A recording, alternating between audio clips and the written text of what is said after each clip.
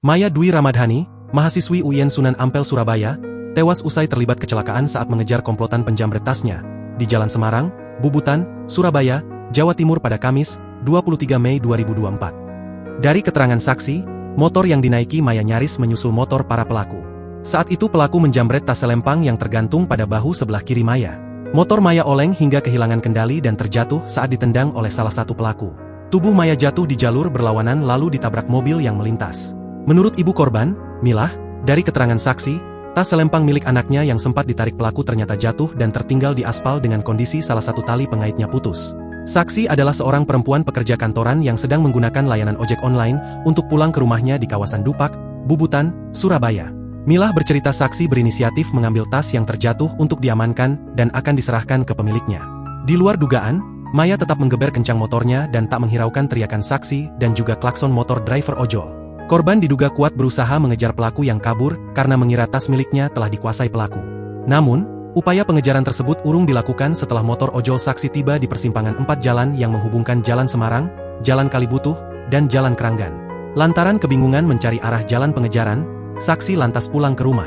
Saksi yang juga kebingungan mencari cara untuk mengembalikan tas tersebut kepada pemilik, akhirnya memutuskan membawa tas tersebut ke rumah, dengan harapan ada telepon masuk ke ponsel yang ada di dalam tas tersebut. Ternyata, titik terang soal tas tersebut muncul pada Jumat, 24 Mei 2024, pukul 1.30 waktu Indonesia Barat. Saat itu kekasih Maya menelepon ponsel yang sedang berada di tangan saksi. Saksi kemudian menceritakan kejadian tersebut.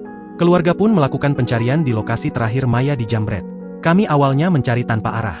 Kita gak bisa menghubungi siapa, ujar ibu 4 anak yang berjualan sayur di Pasar Tembok Surabaya, selama 16 tahun itu.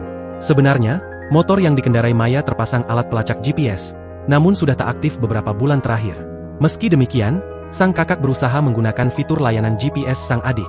Ternyata, motor Maya berada di halaman parkir Mapolsek Bubutan Polrestabes Surabaya.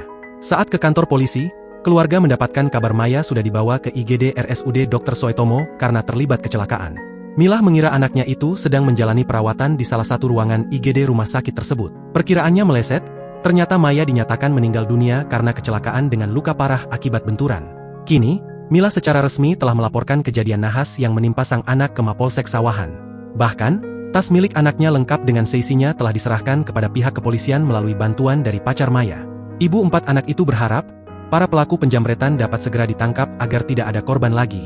Kapolsek Sawahan Polrestabes Surabaya, Kompol Domingos de F. Simenes mengatakan, pihaknya masih melakukan penyelidikan atas adanya insiden tersebut.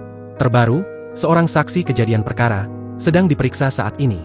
Bahkan, serangkaian mekanisme penyelidikan lainnya, seperti olah TKP untuk mengumpulkan bukti lainnya, juga sedang bergulir. Download Tribun X sekarang, menghadirkan lokal menjadi Indonesia.